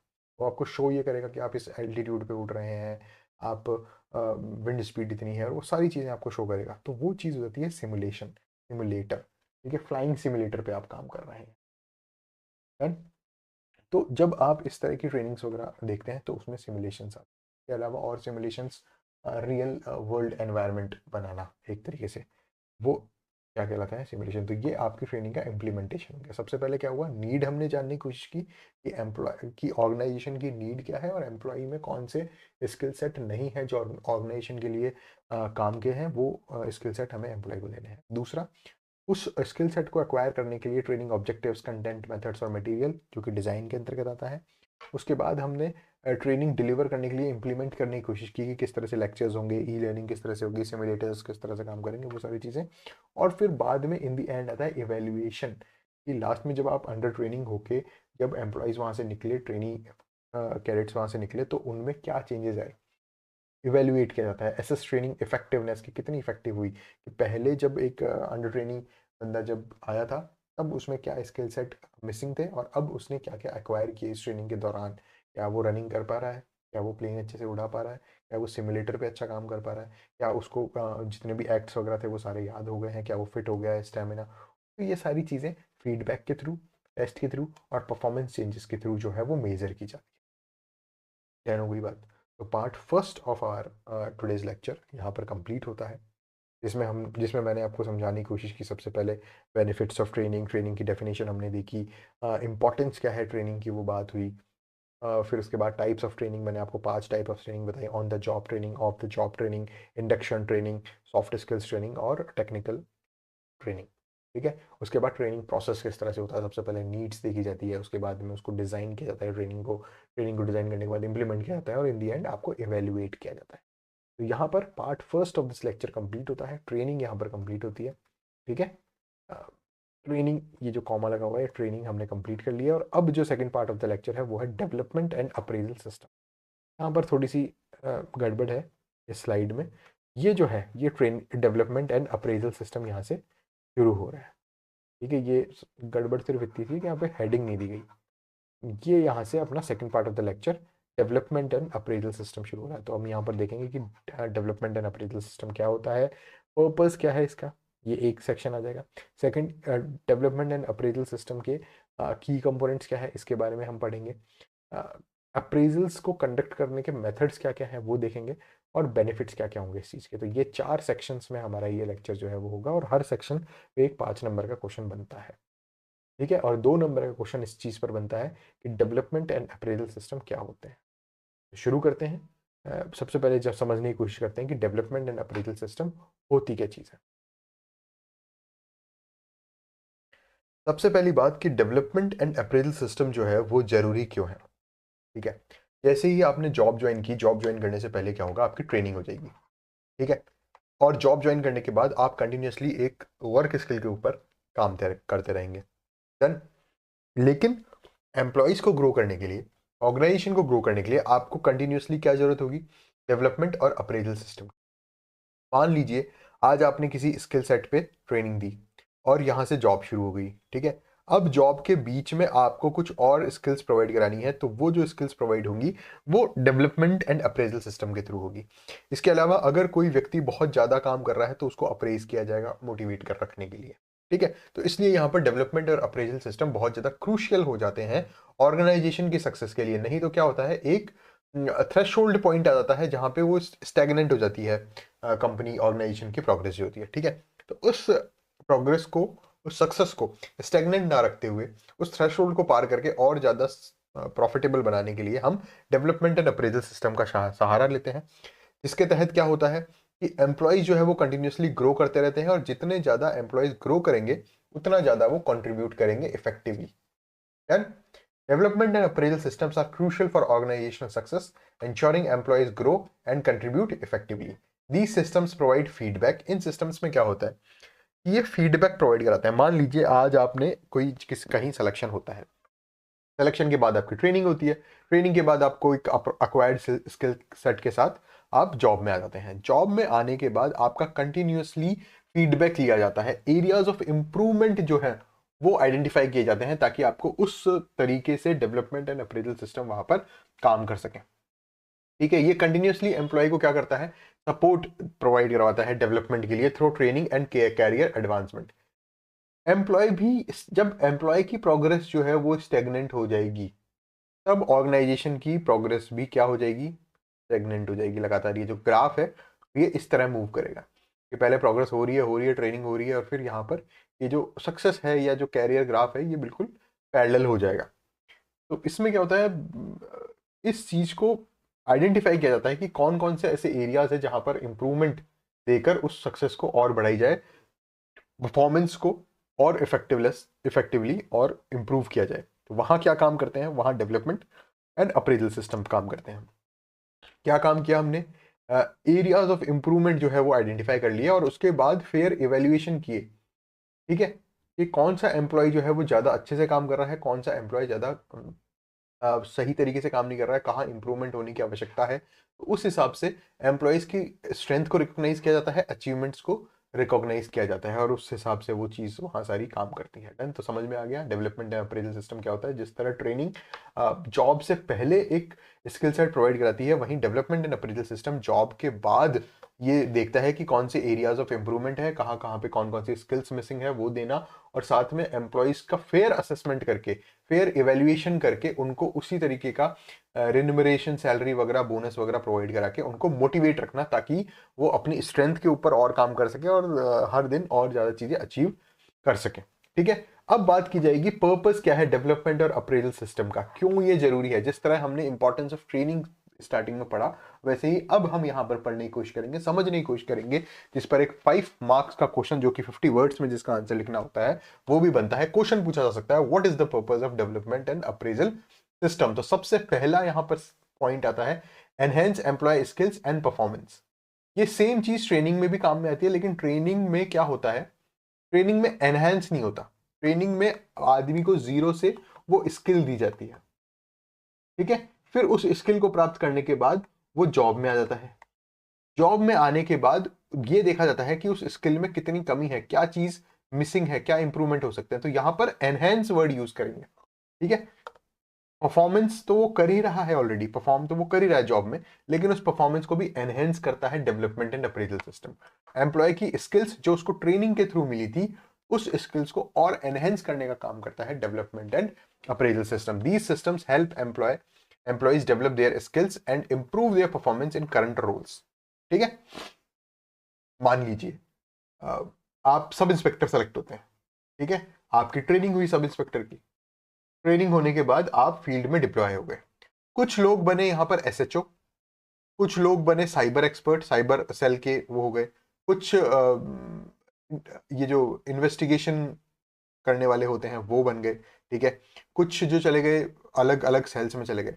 तो यहाँ पर एक कॉमन ट्रेनिंग हुई सब इंस्पेक्टर्स की, ठीक है। यहाँ पर एक स्किल सेट प्रोवाइड किया गया। अब इस पर्टिकुलर फील्ड में कोई एसएचओ है, कोई साइबर एक्सपर्ट बन गया, साइबर सेल में काम कर रहा है, कोई आर्काइव्स में काम कर रहा है। जैसे हमने यहाँ राजस्थान पुलिस एकेडमी के जस्ट पास में भी एक ऑफिस है राजस्थान पुलिस का ही, जहाँ पर आर्काइव्स वगैरह और वो सारी चीजें रखी जाती है, पुराने केसेस वगैरह की फाइल्स और वो सब, ठीक है। तो उनके एक्सपर्ट बन गए। अब क्या होगा, अब अगर यहां पर इस रोल में रहते हुए आपको कुछ डेवलपमेंट एंड अप्रेजल सिस्टम दिया जाएगा, कुछ ट्रेनिंग दी जाएगी, ताकि आपकी परफॉर्मेंस एसएचओ रहते हुए इंक्रीज हो, ताकि आपकी परफॉर्मेंस साइबर एक्सपर्ट रहते हुए एनहेंस हो, या आप मान लीजिए आप ट्रेनिंग करने के बाद वापस किसी ट्रेनिंग सेंटर में ही ऐसे इंस्ट्रक्टर डिप्लॉय हो जाते हो, ठीक है। तो वहां पर आपकी परफॉर्मेंस को इंप्रूव करने के लिए डेवलपमेंट एंड अप्रेजल सिस्टम काम करता है, ठीक है। एक जो आपकी ट्रेनिंग होती है वो तो कॉमन ट्रेनिंग हो गई सबकी, लेकिन आप करंट रोल में रहते हुए आपका रोल चेंज हो जाएगा ना। आप बने, आपकी पोस्ट तो सब इंस्पेक्टर है, लेकिन हो सकता है आप बाद में पुलिस में जाने के बाद ऑडिटर बन जाओ, अकाउंटेंट बन जाओ, ठीक है। मतलब अकाउंटेंट वाला काम हो आपका, अकाउंट्स के ऊपर हेड बना दिया जाए आपको, 4 अकाउंटेंट के ऊपर, तो आपको पता होना चाहिए कि अकाउंटेंट क्या काम करता है। तो उस तरह की जब आपको ट्रेनिंग दी जाती है, स्किल्स को इंप्रूव करने का काम किया जाता है, तो वो डेवलपमेंट एंड अप्रेजल सिस्टम काम करता है। तो सबसे पहली चीज जो है, ट्रेनिंग ने आपको स्किल सेट दिया, और डेवलपमेंट एंड अप्रेजल सिस्टम आपको उस स्किल्स को एनहेंस कर रहा है और आपकी परफॉर्मेंस को एनहेंस कर रहा है। These systems help employees develop their skills and improve their performance in their current roles. Second point क्या आता है, foster growth and career advancement. They can identify potential career paths and development opportunities for employees, ठीक है। जो भी आप काम कर रहे हैं, जिस भी जॉब में हो, उसमें आपको और opportunities, development opportunities, promotion opportunities, bonus वगैरह की अपॉर्चुनिटीज, ओवर टाइम वगैरह, वो सारी चीजें जो है वो आपको प्रोवाइड करवाता है development and appraisal system by fair evaluation. इस बात का आपको ध्यान रखना है, कभी भी ऐसा नहीं होगा आपका ऐसे ही डेवलपमेंट कर दिया, ऐसे अप्रेजल कर दिया आपका, नहीं। अप्रेजल होने से पहले जो ऑर्गेनाइजेशन है वो आपका इवेल्युएशन करेगी, एक फेयर इवेल्युएशन करेगी कि इस व्यक्ति को कितना % हाइक दिया जाना आवश्यक है, ताकि ये मोटिवेटेड होके कार्य कर सके, ठीक है। Improve organizational performance by having a competent and motivated workforce, organization can improve overall efficiency and productivity। देखिए, जब आपके एम्प्लॉइज की परफॉर्मेंस बढ़ेगी, तब आपके ऑर्गेनाइजेशन की परफॉर्मेंस बढ़ेगी। तो ये दोनों जो है ये इंटरकनेक्टेड है बहुत ज्यादा तरीके से। जब वर्क फोर्स जो होगा वो कॉम्पिटेंट होगा, वर्क फोर्स जो होगा वो मोटिवेटेड होगा, तब organization can improve their overall efficiency और ओवरऑल प्रोडक्टिविटी। तो हमें क्या करना है, हमें टारगेट करना है एम्प्लॉइज की प्रोडक्टिविटी के ऊपर, एम्प्लॉइज के मोटिवेशन के ऊपर, और वो तभी होगा जब उनको अप्रेज किया जाएगा, उनकी सैलरी हाइक वगैरह होगी, या उनको एक्स्ट्रा कुछ बेनिफिट्स दिए जाएंगे आफ्टर फेयर इवेल्युएशन, ठीक है। तो ये 3 पॉइंट यहां पर हमने समझने पढ़ने की कोशिश की। नेक्स्ट स्लाइड में एक पॉइंट और है, वो भी देखेंगे। पहले इनको एक बार रिवाइज कराता हूँ। सबसे पहली चीज, ट्रेनिंग आपको क्या प्रोवाइड कराती है, स्किल्स प्रोवाइड कराती है, परफॉर्मेंस आपको देती है। लेकिन डेवलपमेंट एंड अप्रेजल सिस्टम आपकी उन्हीं स्किल्स को जो आपने ट्रेनिंग में गेन की है उनको एनहेंस करने का काम करता है, और आपकी परफॉर्मेंस को एनहेंस करने का काम करता है। इसके अलावा ग्रोथ को फोस्टर करता है, कैरियर एडवांसमेंट, ये पर्सनल हो गया, ठीक है, एम्प्लॉइज के पॉइंट ऑफ व्यू पे हो गया कि एम्प्लॉइज की ग्रोथ जो है वो इंक्रीज होती है और कैरियर एडवांसमेंट पे ध्यान दिया जाता है, ठीक है। थर्ड पॉइंट जो हो गया, जब एम्प्लॉय की ग्रोथ होगी, एम्प्लॉय की परफॉर्मेंस अच्छी होगी, तब ऑर्गेनाइजेशनल परफॉर्मेंस भी यहाँ पर क्या होगी, अच्छी होगी, ठीक है। तो डेवलपमेंट एंड अप्रेजल सिस्टम का फोर्थ जो इंपॉर्टेंट पॉइंट है वो है ensure fair evaluation and recognition. इससे क्या होता है डेवलपमेंट एंड अप्रेजल सिस्टम से, कि कोई भी एम्प्लॉय काम कर रहा है, मान लीजिए ये एम्प्लॉय है, ये अपना 100% एफिशिएंसी के साथ काम कर रहा है, दूसरा ये ए एम्प्लॉय है, ये बी एम्प्लॉय है 80% एफिशिएंसी के साथ काम कर रहा है, सी एम्प्लॉय है वो 60% एफिशिएंसी के साथ काम करता है। ये किससे पता चलता है? ये चीज सरकारी डिपार्टमेंट में ये चीज पता चलती है ACR से या APAR। इसको ये दोनों इंटरचेंजेबली नाम यूज किया जाता है, दोनों चीजें सेम है। हर साल जो आपका कंट्रोलिंग ऑफिसर होता है वो एक पेपर, एक ACR फॉर्मेट होता है, उस ACR के ऊपर आपकी सारी डिटेल्स वगैरह होती है और वो जो है वो आपकी परफॉर्मेंस रिव्यू करता है। एनुअल कॉन्फिडेंशियल रिपोर्ट या annual performance and appraisal report, इस नाम से ये एक लेटर जाता है। इसमें आप कितने टाइम से आ रहे हो, कितने डिसिप्लिन हो, आपकी वर्क एफिशिएंसी कितनी है, आप कितना मतलब अच्छे से काम कर पाते हो, वो सारी चीजें होती हैं। ये जो ACR होती है या APAR होती है, ये गवर्नमेंट ऑर्गेनाइजेशंस में, गवर्नमेंट डिपार्टमेंट्स में फेयर इवैल्यूएशन का काम करती है और इनके आधार पर ही रिकॉग्निशन मिलता है। इनके आधार पर ही जब DPC होती है, डिपार्टमेंटल प्रमोशन कमिटी, ठीक है, जब ये काम करती है तो ये इन ACR APAR को कंसिडर करती है और प्रमोशन में आपको इंप्रूवमेंट दिलाती है। ठीक है, जैसे मान लीजिए आप अकाउंटेंट बन जाते हैं, ठीक है, आप जूनियर अकाउंटेंट बन गए, अब आपके प्रमोशन की बात आई, तो प्रमोशन में सबसे पहले ये देखा जाएगा कि क्या आप CA हैं, ठीक है, क्या आप CFA हैं, ठीक है, इन सब चीजों को कंसिडर किया जाएगा और इसके बाद देखी जाएगी APAR रिपोर्ट। APAR रिपोर्ट देखने के बाद APAR रिपोर्ट देखने के बाद DPC जो है, डिपार्टमेंटल प्रमोशन कमेटी जो है, वो आपको क्या करेगी, प्रमोशन के लिए एलिजिबल मानेगी या आपको एक प्रायोरिटी देगी। ये सारी चीजें जो है ये फेयर इवैल्यूएशन और रिकॉग्निशन पे काम करती है। Appraisal system provide a structured way to evaluate performance and ensure that employees are recognized for their contribution. Appraisal systems जो है वो एक स्ट्रक्चर्ड वे होता है, जैसे ये मैंने आपको स्ट्रक्चर्ड वे बताया कि किस तरह हर साल जो आपका कंट्रोलिंग ऑफिसर है वो ये एक रिपोर्ट भरता है। ठीक है, ये एक स्ट्रक्चर्ड वे है आप हर एम्प्लॉय की परफॉर्मेंस रिव्यू करने का। कोई भी हो, अगर आप SDM है तो आपका कंट्रोलिंग ऑफिसर, अगर ADM है तो वो आपकी ACAR भरेगा, अगर आप ADM है तो DM आपकी ACR भरेगा, अगर आप DM है तो डिविजनल मजिस्ट्रेट या सीनियर मोस्ट IAS ऑफिसर आपकी ACR भरेगा, अगर आप कैबिनेट सेक्रेटरी हैं तो मुख्यमंत्री साहब, चीफ सेक्रेटरी हैं तो मुख्यमंत्री साहब आपकी ACR भरेंगे। ठीक है, तो इस तरह से फेयर इवैल्यूएशन पे काम करता है और रिकॉग्निशन जो है वो हर एम्प्लॉय को मिलता है अपनी परफॉर्मेंस के आधार पर। तो डेवलपमेंट एंड अप्रेजल सिस्टम के 4 पॉइंट मैंने आपको बताए। 5 मार्क्स का क्वेश्चन यहाँ पर बनता है। सबसे पहली चीज, एम्प्लॉय की स्किल्स एनहेंस होती है, परफॉर्मेंस इंक्रीज होती है, ग्रोथ फॉस्टर होती है, कैरियर एडवांसमेंट होता है, ऑर्गेनाइजेशनल परफॉर्मेंस बढ़ती है और फेयर इवैल्यूएशन और रिकॉग्निशन यहाँ पर बढ़ता है। डन। तो इसी के साथ हमने ये चीज समझने की कोशिश की कि डेवलपमेंट एंड अप्रेजल सिस्टम की इंपॉर्टेंस क्या है। Second part of this lecture में हम पढ़ेंगे कि डेवलपमेंट एंड अप्रेजल सिस्टम के की कंपोनेंट्स क्या क्या हैं, कि कौन कौन सी चीजें मिलकर जो है वो डेवलपमेंट एंड अप्रेजल सिस्टम बनाती है। ठीक है, तो स्टार्ट करते हैं की components of a development and appraisal system. Development और अप्रेजल सिस्टम में जो सबसे फर्स्ट कंपोनेंट होगा वो है गोल सेटिंग। हमें सबसे पहले एक गोल सेट करना पड़ेगा और वो गोल जो होगा, हमारा जो भी लक्ष्य होगा कि किस बात पे हम डेवलपमेंट और अप्रेजल करेंगे, वो जो गोल होगा वो स्मार्ट होना चाहिए। स्मार्ट मतलब S फॉर स्पेसिफिक, मतलब एक क्लियर गोल होना चाहिए कि किस चीज को हमें अचीव करना है। M मतलब मेजरेबल गोल होना चाहिए, वो मेजर्ड हो जाए। ऐसा नहीं कि भाई क्वालिटी अच्छी होनी चाहिए, क्वालिटी कितनी अच्छी है, वो क्वालिटी मेजरेबल होनी चाहिए। ठीक है, जैसे क्वांटिटी मेजर हो जाती है वैसे क्वालिटी का भी एक मेजरेबल स्केल होना चाहिए। थर्ड, अचीवेबल गोल होना चाहिए। ऐसा नहीं है कि हमने इस तरह का गोल रख दिया कि भाई एक कंपनी जो है वो टर्नओवर 1 CR का कर रही है और आपने गोल रख दिया कि अगर 100 CR हम इस साल, भाई जब लास्ट ईयर ही आपने 1 CR की टर्नओवर किया है तो एक ही साल में 100 CR का टर्नओवर कैसे कर देंगे। ठीक है, तो गोल हमेशा प्रैक्टिकल और अचीवेबल होना चाहिए। ऐसा नहीं हो कि आपने कह दिया कि लास्ट ईयर तो आपकी कंपनी ने 1 CR की टोटल सेल की थी, इस बार आप कह रहे हैं कि 100 CR की टोटल सेल करेंगे तो हम सारे एम्प्लॉयज को प्रमोट कर देंगे या बोनस दे देंगे। तो नहीं हो सकता, वो प्रैक्टिकल नहीं है, वो अचीवेबल नहीं है। रिलेवेंट होना चाहिए, टाइम बाउंड होना चाहिए। ठीक है, ऐसा नहीं हो कि आपने कह दिया कि ये चीज हो जाएगी तो हम कर देंगे, नहीं, ये चीज इस महीने में हो जाएगी। अगर सेल्स जो है टारगेट अचीव, अगर आप इस मंथ में इतनी सेल कर देंगे तो आपको बेनिफिट मिलेगा। ठीक है, तो सबसे पहला कंपोनेंट डेवलपमेंट और अप्रेजल सिस्टम का वो है गोल को सेट करना। गोल स्मार्ट होना चाहिए। स्मार्ट मतलब specific, measurable, achievable, relevant and time bound. Specific, measurable, achievable, relevant and time bound, याद रहेगी रहेगी चीज। डेवलपमेंट एंड अप्रेजल सिस्टम करने के लिए जो सबसे पहला कंपोनेंट होता है वो होता है आपने लक्ष्य को निर्धारण करना, गोल की सेटिंग करना। गोल कैसा होना चाहिए?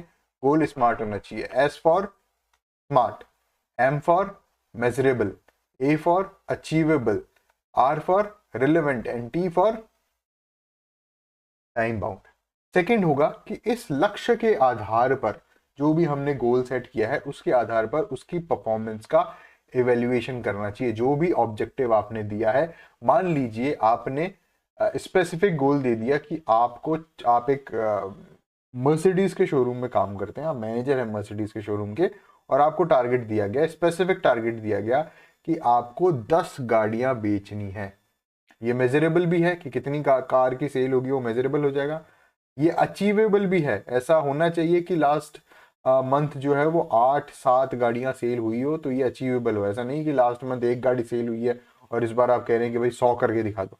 ठीक है, रिलेवेंट होना चाहिए। रिलेवेंट मतलब आप कार के शोरूम में काम कर रहे हैं तो कार सी बेचनी है आपको, कुछ और नहीं बेचना। ठीक है, ऊपर से टाइम बाउंड होना चाहिए कि 10 गाड़ियां सेल होगी 1 मंथ में। ठीक है, तो this is called smart goal. Smart मतलब specific, measurable, achievable, relevant and time bound. Done हो गया। उसके बाद इन सब चीजों की, ये जो ऑब्जेक्टिव लिया गया, इनके ऊपर क्या होगा?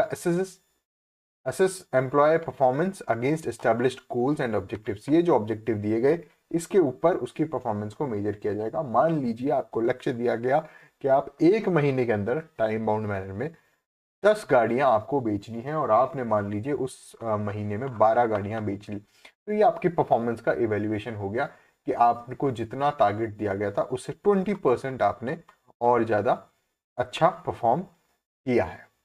ठीक है, फिर इसके बाद थर्ड कंपोनेंट आता है फीडबैक। ठीक है, फर्स्ट इज गोल सेटिंग, सबसे पहले आपने लक्ष्य का निर्धारण किया।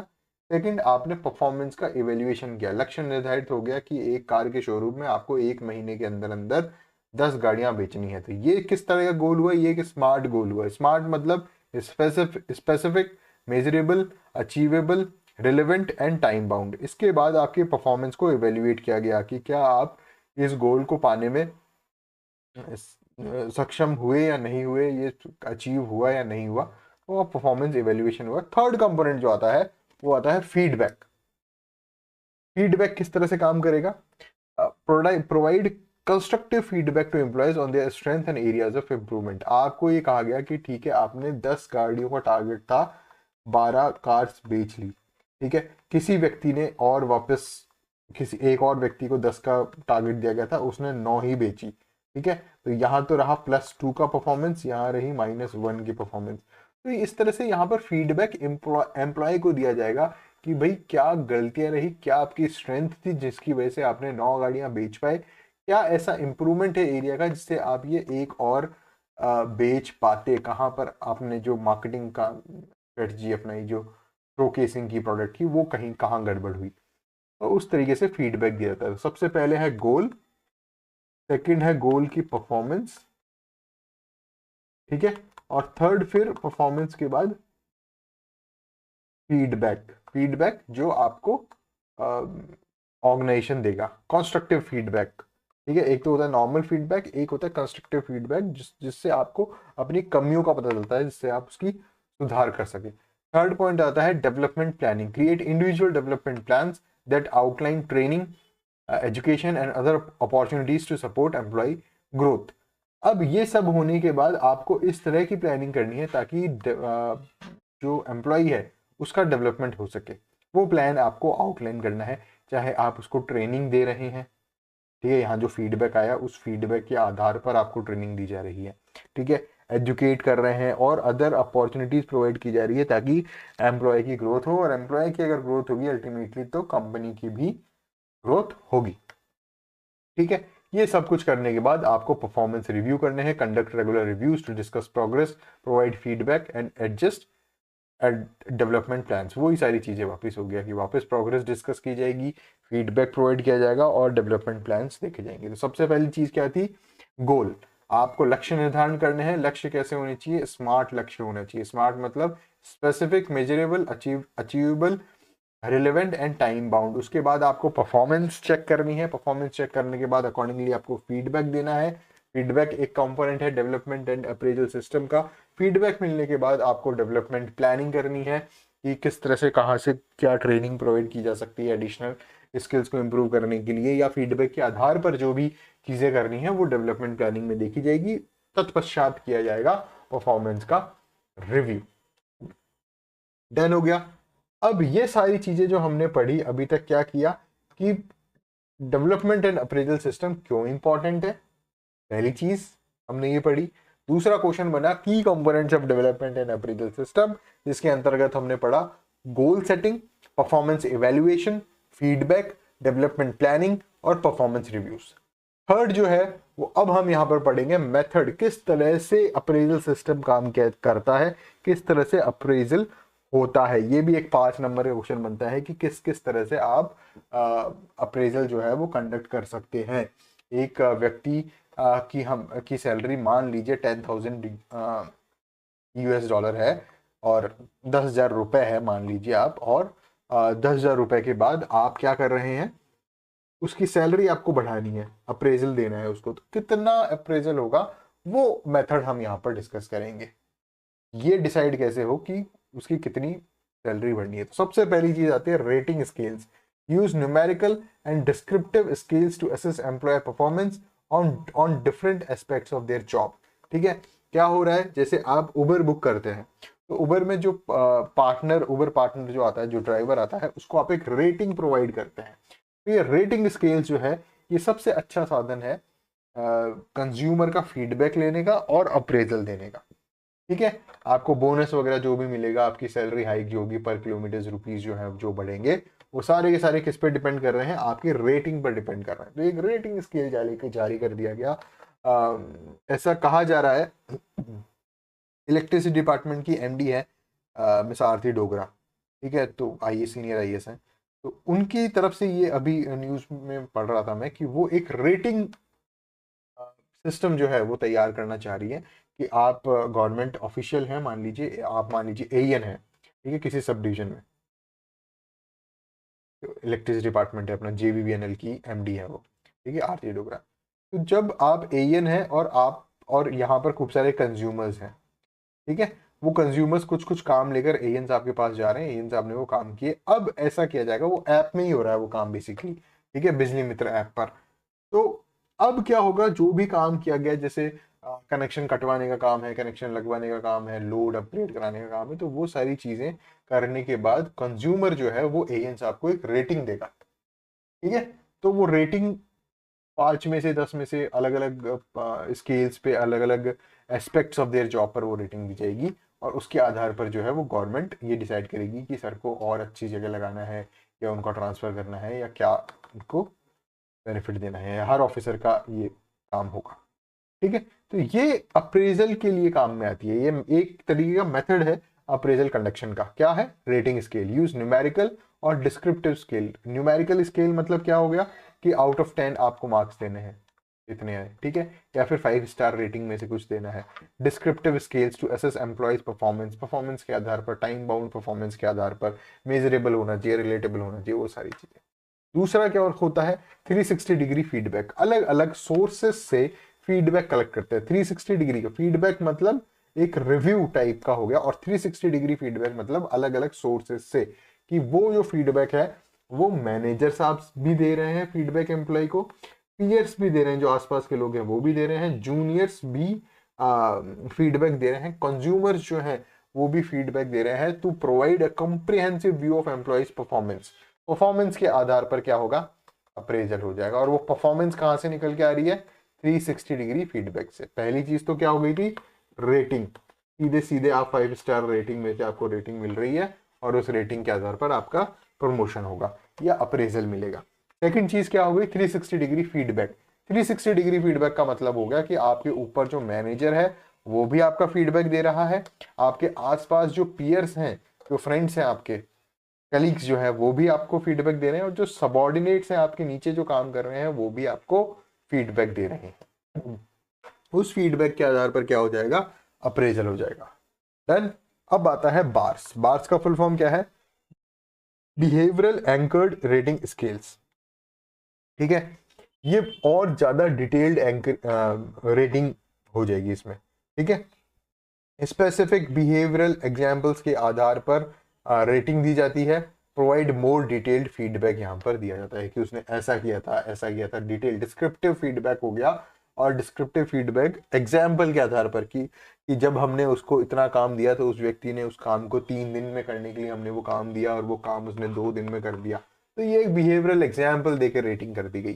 ठीक है, इसके अलावा self assessment encourage employees to reflect their own performance and identify areas of development. खुद को एक फॉर्म दे दिया गया और कहा गया कि बताओ आपने पिछले 1 साल में क्या क्या काम किया, क्या क्या आपकी कमजोरियां रही, क्या क्या आपकी स्ट्रेंथ रही, कहाँ कहाँ आपको और इम्प्रूवमेंट की आवश्यकता है। तो इस तरीके से उसके सेल्फ असेसमेंट फॉर्म के आधार पर उसको प्रमोट किया गया। लास्ट पॉइंट आ जाता है management by objectives. Management by objectives मतलब कि जो भी गोल्स थे वो अगर अचीव हो रहे हैं, जो भी ऑब्जेक्टिव्स अचीव हो रहे हैं, उनके आधार पर मैनेजमेंट किया जाए, परफॉर्मेंस जो है वो इवेल्युएट की जाए, और उस इवेल्युएशन के आधार पर अप्रेजल किया जाए। Focus on achieving specific goals with objectives with performance being evaluated based on the achievement of these goals. ठीक है, focus on achieving specific goals and objectives.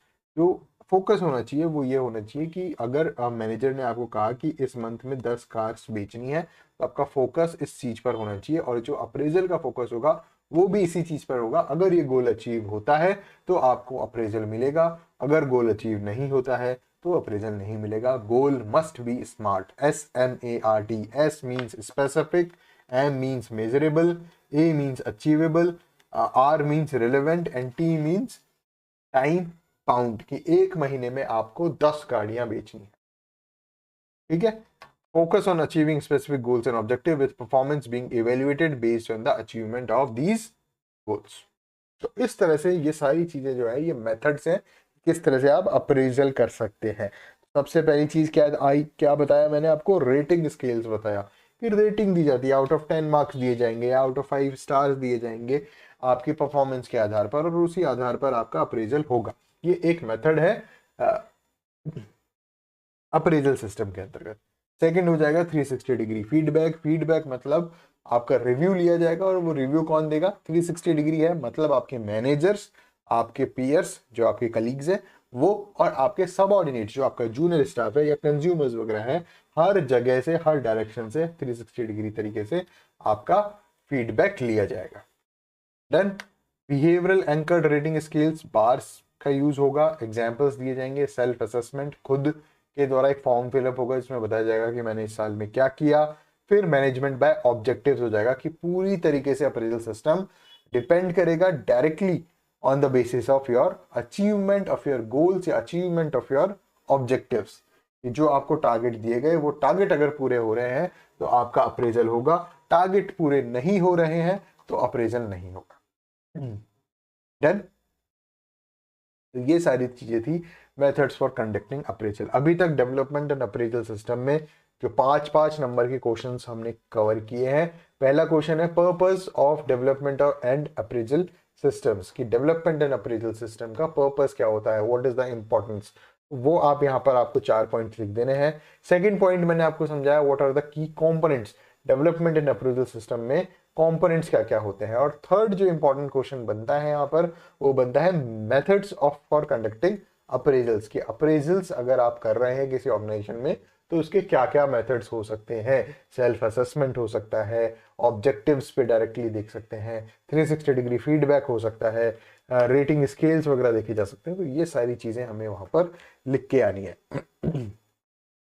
Last point यहां पर आता है बेनिफिट। वही सारी चीजें यहां पर रिपीट करनी है जो सारी चीजें मैंने इंपॉर्टेंस में बताई। Benefits for effective development and appraisal system. कि क्या क्या लाभ होते हैं जब आप डेवलपमेंट एंड अप्रेजल सिस्टम करते हैं। देखो, सबसे पहली चीज तो मैंने आपको समझाने की कोशिश की कि जॉब में आने से पहले जो ट्रेनिंग दी जा रही है वो आपको स्किल्स प्रोवाइड की जा रही है जॉब में काम करने के लिए, ठीक है। लेकिन कभी कभी जॉब में काम करते करते कुछ टेक्नोलॉजी एनहेंसमेंट हो जाता है, या कुछ आपका फील्ड बिल्कुल चेंज हो जाता है, जो आपने स्किल्स यूज की उसको मॉडिफिकेशन की जरूरत होती है, एनहेंसमेंट की जरूरत होती है। तो वो एनहेंसमेंट जो होता है, वो जो मोटिवेशन होता है, वो सारी चीजें आपको कौन प्रोवाइड कराता है? Development and appraisal system. तो बेसिकली जॉब ज्वाइन करने से पहले जो स्किल सेट आपको दिया जा रहा है वो ट्रेनिंग के द्वारा दिया जा रहा है, और जॉब ज्वाइन करने के बाद जो आपको स्किल सेट इंप्रूवमेंट दिया जा रहा है, एनहेंसमेंट दिया जा रहा है, वो दिया जा रहा है डेवलपमेंट एंड अप्रेजल सिस्टम के द्वारा, ठीक है। जब इस तरह की कार्रवाइयां होती हैं तो सबसे पहली चीज होती है इंप्रूव्ड एम्प्लॉय मोटिवेशन। सबसे पहली क्या होती है? एम्प्लॉय की जो मोटिवेशन है वो इंक्रीज हो जाती है। कैसे हो जाती है? क्योंकि जिस तरीके का उसको काम करना है उस तरीके की स्किल्स उसको एनहेंस करके प्रोवाइड करा दी जाती है, पहली बात। दूसरी बात, उसको पता होता है कि उसकी परफॉर्मेंस का कंटिन्यूअसली इवेल्युएशन हो रहा है, और उसकी परफॉर्मेंस के आधार पर ही उसको अप्रेजल मिलेगा, उसको बेनिफिट्स मिलेंगे कंपनी में, उसको बोनस मिलेगा, उसको प्रमोशन मिलेगा। तो वो उसी तरीके से अपनी निरंतर अपनी परफॉर्मेंस को इंक्रीज करने की तरफ उसका फोकस रहता है, और वो हमेशा मोटिवेटेड रहता है बेहतर से बेहतरीन काम करने के लिए, ठीक है। तो employees are more likely to be motivated when they feel valued and have a clear path for growth. जब भी उनको पता होता है एम्प्लॉइज को कि मेरी परफॉर्मेंस मेजर की जा रही है, तो वो they feel motivated because they know they are valued and a clear path for their goal. उनको पता है कि जितना टारगेट अचीव करेंगे उतनी ज्यादा ग्रोथ होगी। आसपास वो देखेंगे कि जिन लोगों ने टारगेट्स अचीव किए हैं वो लोग जल्दी प्रमोट हुए, तो वहाँ मोटिवेशन का माहौल रहता है। Second, enhanced performance, employee performance. जब भी एम्प्लॉय मोटिवेटेड फील करेगा, स्किल्स उसकी एनहेंस होती रहेगी, तो उसकी परफॉर्मेंस भी एनहेंस होती रहेगी, ठीक है। The second point is enhanced employee performance. By providing feedback and development opportunities, these systems can help employees improve their performance and contribute more effectively. ठीक है। तो आपने क्या किया? स्किल्स, एनहेंस्ड स्किल्स दे दी, मोटिवेटेड माहौल दे दिया, डेवलपमेंट के, ग्रोथ के, अप्रेजल के साधन दे दिए, तो एम्प्लॉय की मोटिवेशन भी इंक्रीज होगी और एम्प्लॉय की परफॉर्मेंस भी इंक्रीज होगी, ठीक है। ठीक है। रिड्यूस्ड टर्नओवर, मतलब टर्नओवर का मतलब हुआ कि एक एक ऑर्गेनाइजेशन में 5 एम्प्लॉयज काम कर रहे हैं मान लीजिए, तो टर्नओवर होगा इस कंपनी को छोड़ के जाने वाले लोगों की संख्या को अपन टर्नओवर कहेंगे। ये टर्नओवर रिड्यूस हो जाएगा, मतलब कम से कम लोग अब उस कंपनी को छोड़कर जाएंगे। क्यों? क्योंकि एम्प्लॉयज खुद अगर यहाँ पर सेटिस्फाइड है इस बात से कि कंपनी उनके बारे में सोच रही है, कंपनी उनको निरंतर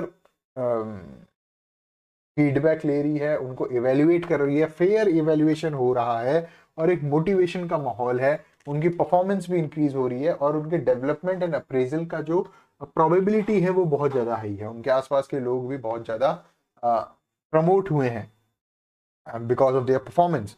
तो वहां पर क्या होगा? रिड्यूस्ड टर्नओवर हो जाएगा, कि कंपनी को छोड़ के जाने वाले एम्प्लॉयज की संख्या, जिसे हम टर्नओवर कहते हैं, वो क्या हो जाएगा? वो रिड्यूस हो जाएगा। Employees are more likely to stay with an organization that invests in their development and provides them with opportunities for growth. तो एम्प्लॉयज जो है वो उस ऑर्गेनाइजेशन में अपने आप रहना पसंद करेंगे, जो एम्प्लॉयज ये समझेंगे कि हमारी जो कंपनी है वो हमें वैल्यू प्रोवाइड कराती है, वो हमारे बारे में सोचती है, वो कंटिन्यूअसली हमारा फीडबैक ले रही है, कंटिन्यूअसली हमारी परफॉर्मेंस चेक हो रही है, और हमारी डेवलपमेंट का ध्यान कंपनी को है, provides them with opportunities for growth. ठीक है। जब भी एम्प्लॉय इस बात से सेटिस्फाइड रहेगा कि कंपनी को हमारी ग्रोथ की चिंता है और वो हमारी ग्रोथ के लिए अलग अलग अपॉर्चुनिटीज प्रोवाइड करा रही है, एम्प्लॉय सेटिस्फाइड रहेगा, वो किसी और कंपनी में छोड़ के, उस कंपनी को छोड़ के किसी और में नहीं जाएगा। अगर एम्प्लॉय की परफॉर्मेंस बढ़ेगी, ये मैंने ऑलरेडी डिस्कस कर लिया था, importance of development and appraisal system में। अगर एम्प्लॉय की परफॉर्मेंस बढ़ेगी तो ये डायरेक्टली प्रोपोर्शनल होगा to organizational performance, improved organizational performance. जब भी एम्प्लॉय अपनी परफॉर्मेंस बढ़ाएगा तो ऑर्गेनाइजेशन की भी परफॉर्मेंस ऑटोमेटिकली इंक्रीज होगी। पहली चीज क्या है, एम्प्लॉय का मोटिवेशन इंप्रूव हो रहा है। दूसरी चीज, एम्प्लॉय की परफॉर्मेंस इंप्रूव हो रही है।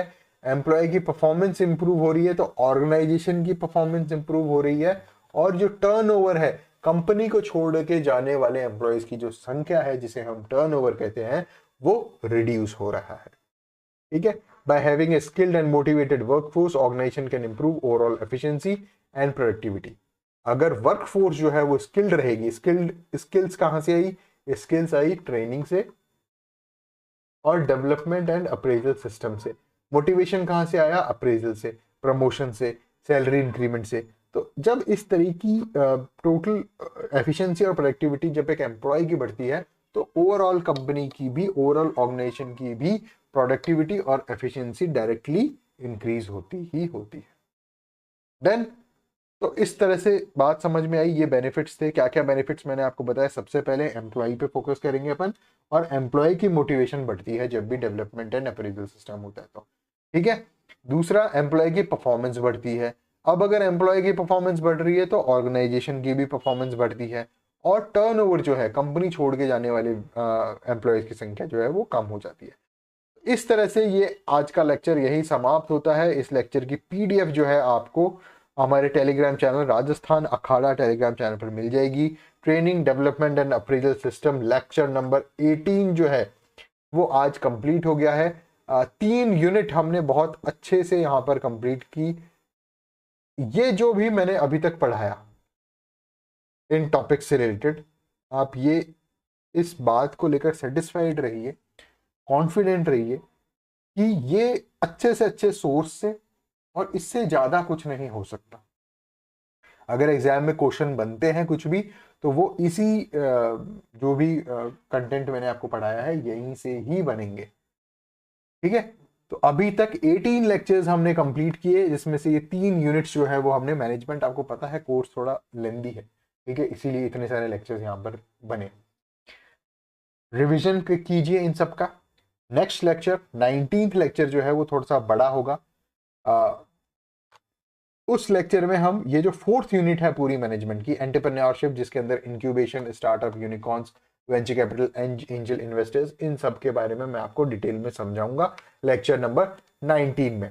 लेक्चर नंबर 20 जो है वो last unit, management of essential services. Essential services कौन कौन सी है, education management, health care management, tourism and hospitality management, ये सारी चीजें हम यहाँ पर डिस्कस करेंगे, समझने की कोशिश करेंगे। और 2 लेक्चर दूर हैं हम मैनेजमेंट के 20 मार्क्स के पूरे कंटेंट को कंप्लीट करने के लिए। इन सभी लेक्चर्स की पीडीएफ आपको राजस्थान अखाड़ा टेलीग्राम चैनल पर मिल जाएगी, वहां से आप डाउनलोड कर लीजिए। वहां से आप रिवीजन करना चाहे तो वहां से रिवीजन कर सकते हैं, वापस आप वीडियोस देखना चाहें तो वो तो बेस्ट है। ठीक है, उससे क्या होगा कि आप और डिटेल में रिवीजन कर देंगे। अभी एग्जाम दूर है तो आप अच्छे से 2 या 3 बार रिवीजन कर सकते हैं। ये आपका ही आंसर्स की क्वालिटी को इम्प्रूव करेगा। तो आज के लिए इतना ही। लगे रहिए, मेहनत करते रहिए।